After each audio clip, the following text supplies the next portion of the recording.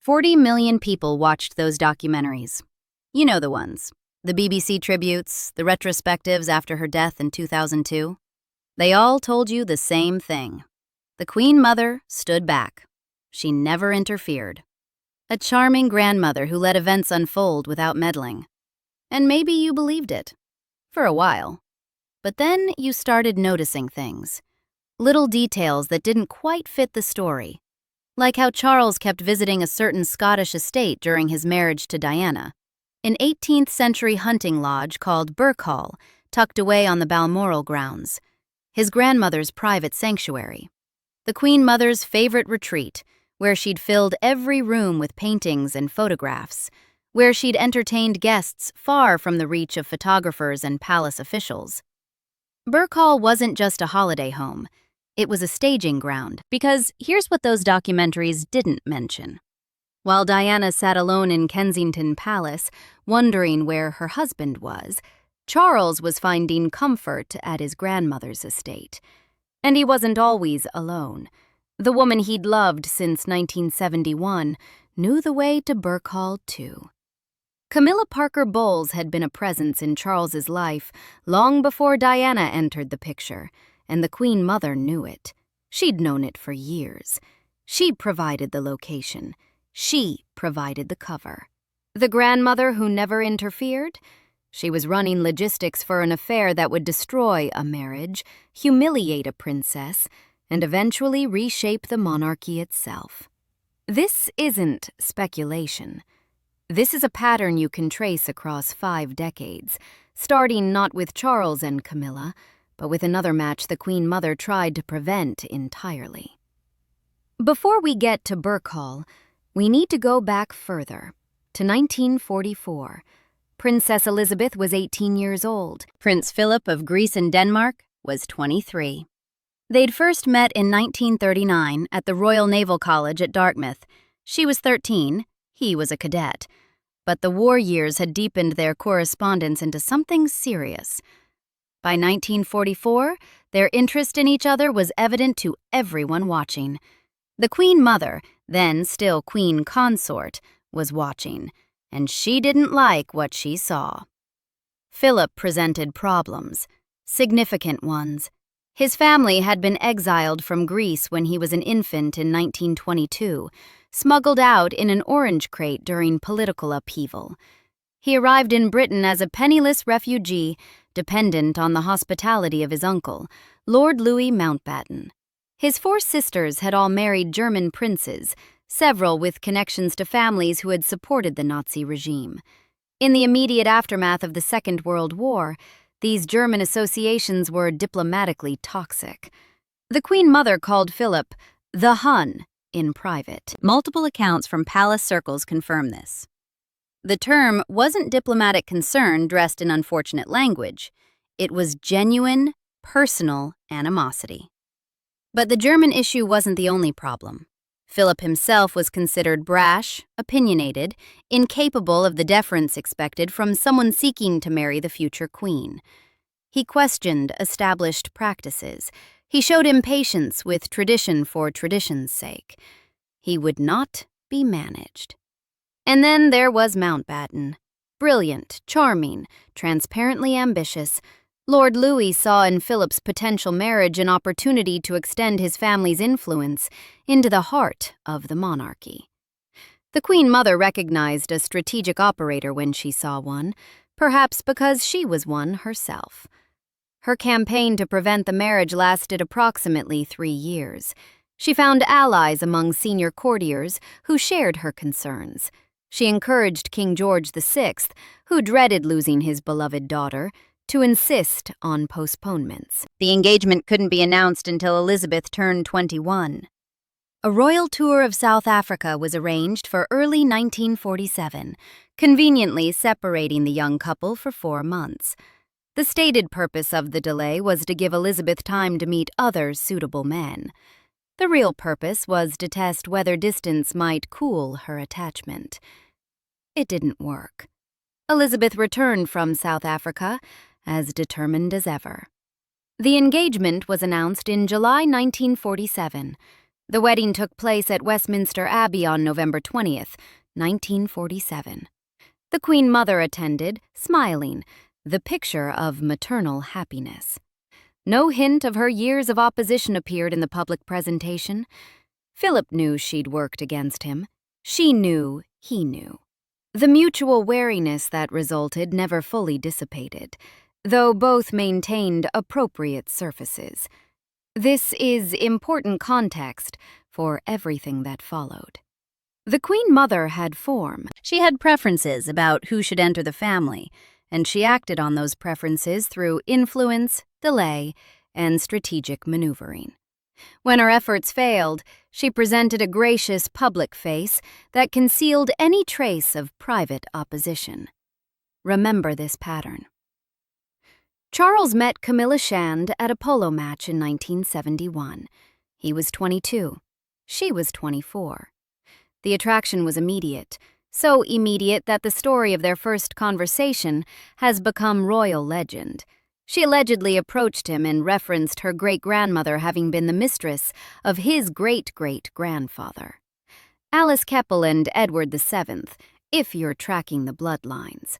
Whether the quote is accurate or embellished, it captures something essential. Camilla understood the world Charles inhabited. She wasn't dazzled by it. She wasn't intimidated. She spoke its language fluently. Charles fell hard. Multiple accounts describe the connection as unlike anything he'd experienced. Camilla was warm, funny, unpretentious. She didn't treat him like a prince. She treated him like a person. For someone raised inside the gilded isolation of the royal family, this was intoxicating. But there were problems. Camilla Shand was not considered suitable as a future queen. She'd had previous relationships. She wasn't a virgin. In 1971, these disqualifications were absolute. The woman who would eventually bear the heir to the throne needed to arrive without a past that tabloids could excavate. Charles was also young, and the palace had other plans. He was sent abroad with the Royal Navy in 1973, shipped off while the question of his future bride remained unresolved. The separation wasn't accidental. Distance was a tool the institution used to cool attachments that didn't serve its purposes. While Charles was at sea, Camilla married Andrew Parker Bowles on July 4, 1973. The timing mattered. Charles learned of the engagement while deployed, unable to return, unable to intervene. When he came home, the woman he loved belonged to someone else. Did the relationship end there? Of course not. The official narrative wants you to believe Charles and Camilla were briefly involved. She married someone else, and they went their separate ways until both their marriages failed. It's a lovely story. It's also demonstrably false. Charles and Camilla maintained their relationship after her marriage. This wasn't rumor. It was common knowledge within their social circle. The aristocratic set understood that marriage didn't necessarily end other attachments. The Parker Bowles marriage operated on assumptions alien to most people. Discretion was expected, not fidelity. Andrew Parker Bowles had his own relationships outside the marriage. Camilla had Charles. The arrangement was tolerated because everyone followed the rules. The unwritten ones about maintaining appearances, about never embarrassing anyone publicly. And the Queen Mother watched this unfold. She knew. How could she not? Charles discussed personal matters with his grandmother more openly than he did with his own parents. Their relationship was close, confiding, emotionally intimate in ways his relationship with the Queen and Prince Philip never achieved. The Queen Mother was his safe harbor. If Charles was seeing Camilla throughout the 1970s, his grandmother knew about it. This is important. Remember it. By the late 1970s, Charles was approaching 30. The pressure had become unbearable. The heir to the throne needed a wife. He needed heirs of his own. The monarchy's continuity depended on it.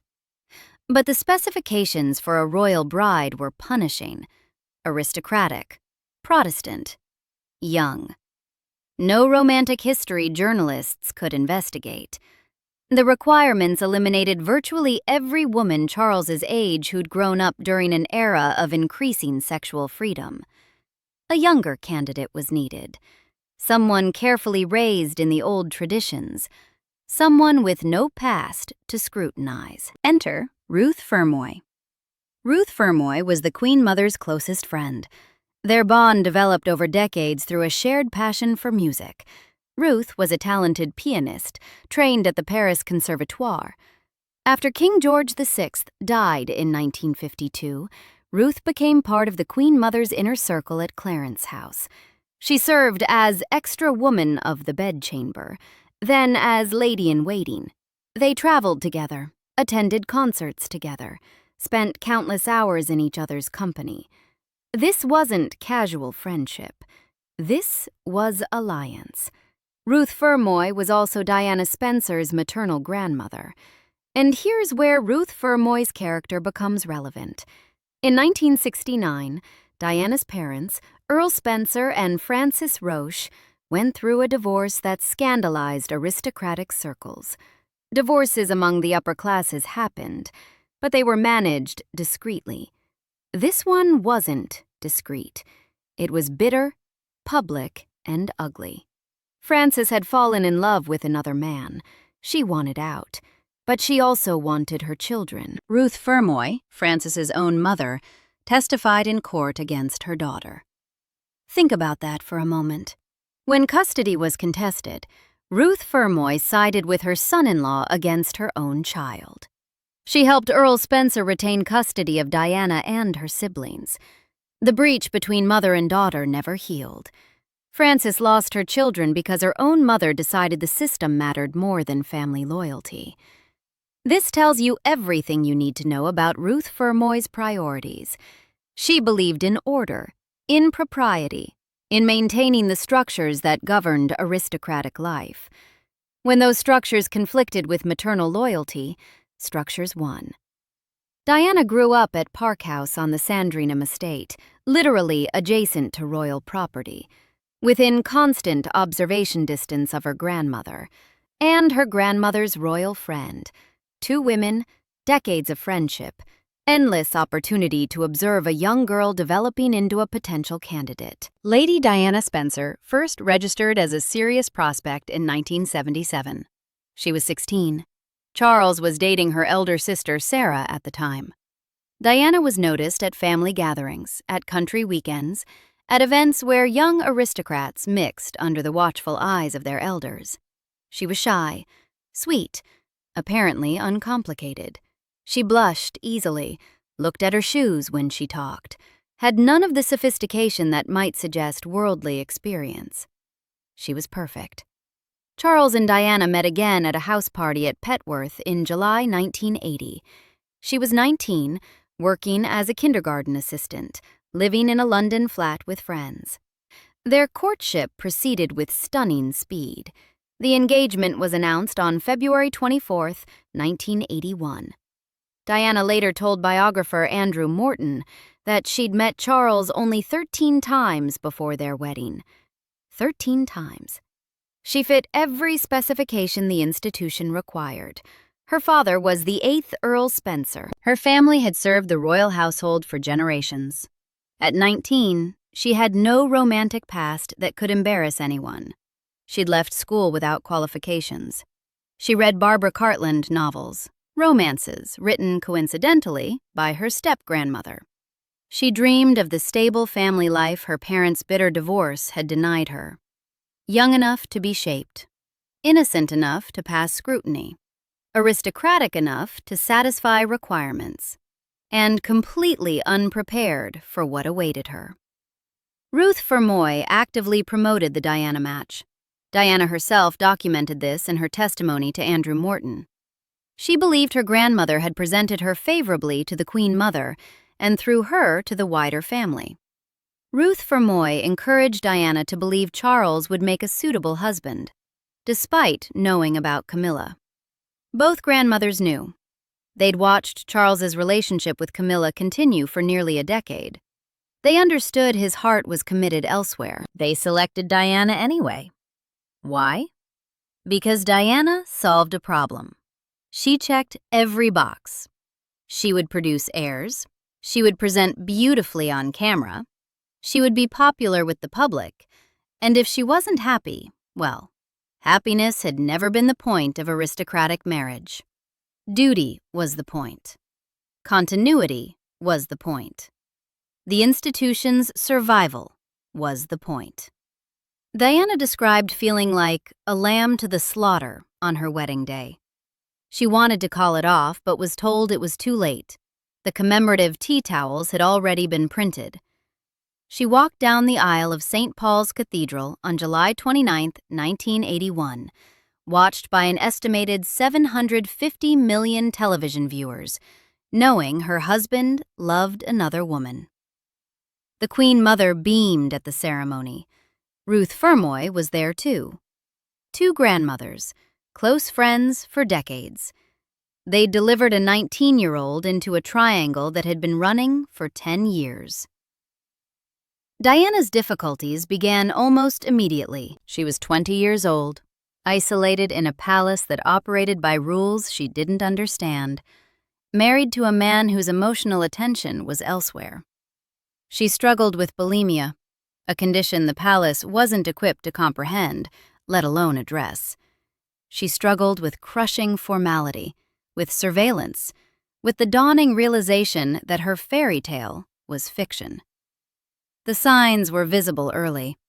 On the 1983 tour of Australia, Diana drew enormous crowds. People wanted to see her, not Charles. The disparity wounded him. He'd been heir to the throne his entire life, preparing for a role that required public adulation, and suddenly, his 21-year-old wife was the one everyone wanted to photograph. The dynamic poisoned things. Charles retreated into his interests: architecture, gardening, philosophy. Diana reached out for connection and found walls. They occupied the same houses but lived in different worlds. By the mid-1980s, the marriage was effectively over in everything but official status.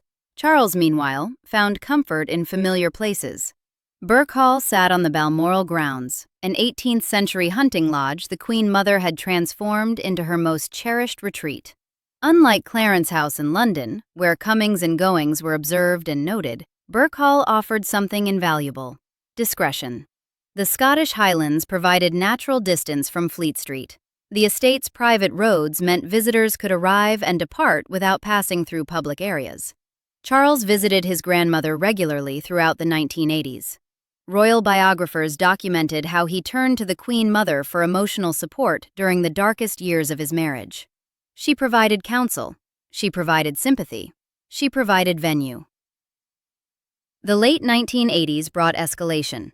In December 1989, a telephone conversation between Charles and Camilla was recorded. The tape wouldn't become public until 1993, but the conversation itself, intimate, explicit, embarrassing, captured a relationship in full bloom. Charles expressed wishes to be reincarnated as Camilla's tampon. The language was graphic, the affection was undeniable. Around the same period, Diana was also recorded. The Squidgygate tapes captured a New Year's Eve 1989 conversation between Diana and James Gilby, who called her Squidgy throughout. The tapes suggested intimacy, though Diana later insisted the relationship was platonic. When these recordings leaked to the press in August 1992, both sides of the Wales marriage stood exposed. But 1992 had already begun its demolition work. In June, Andrew Morton published Diana, Her True Story. The book contained revelations that shattered the palace's carefully maintained facade. Diana's bulimia, her suicide attempts, her loneliness, her knowledge of Camilla. The book was officially unauthorized, but sources close to Diana had clearly cooperated. Because Diana herself had cooperated, secretly providing tape-recorded testimony through an intermediary. The palace was blindsided.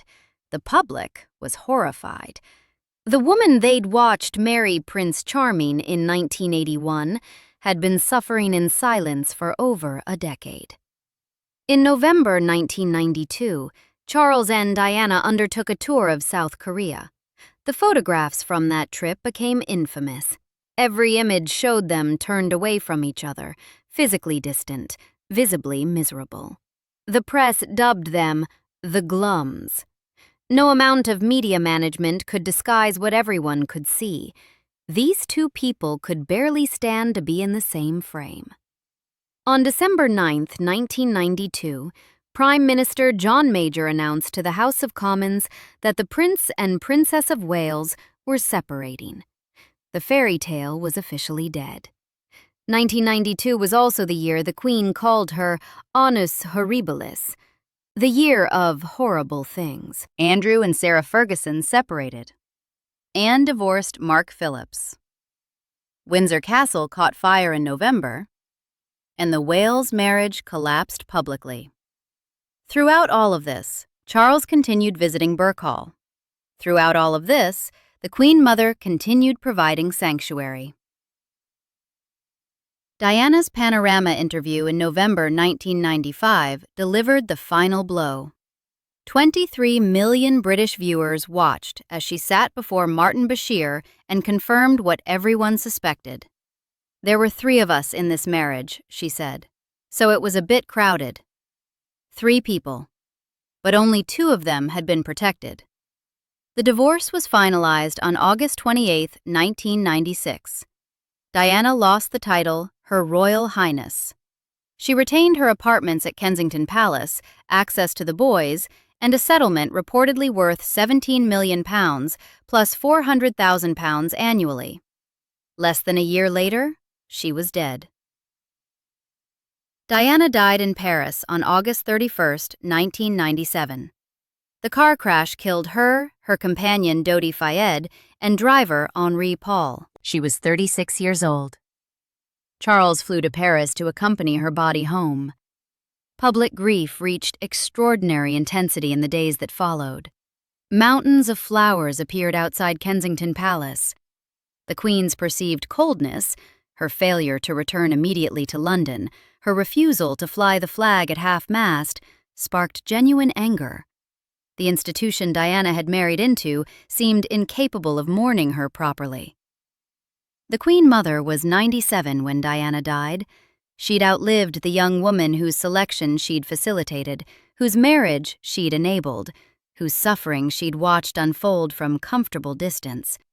Ruth Fermoy had died in 1993, 4 years earlier.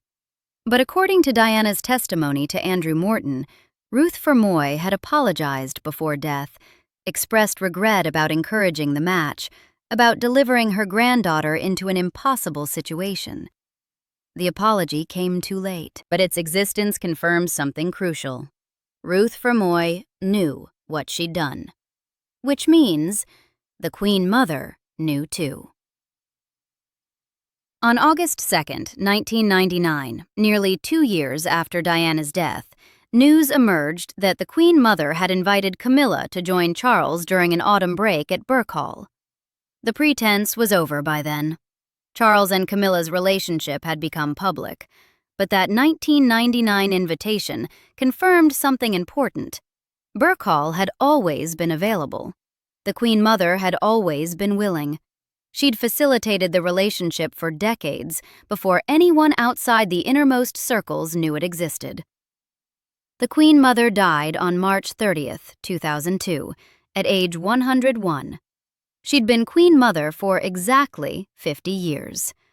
The tributes were warm, fond, unanimous in their praise. Those documentaries showed you the waving, the hats, the wartime courage, the century of service. They didn't show you Birkhall. They didn't show you Ruth Fermoy. They didn't show you the calculated selection of a 19-year-old for a marriage everyone involved knew was compromised. Charles and Camilla married on April 9, 2005, nearly 34 years after they'd first met. On September 8, 2022, Queen Elizabeth II died, and Charles became king.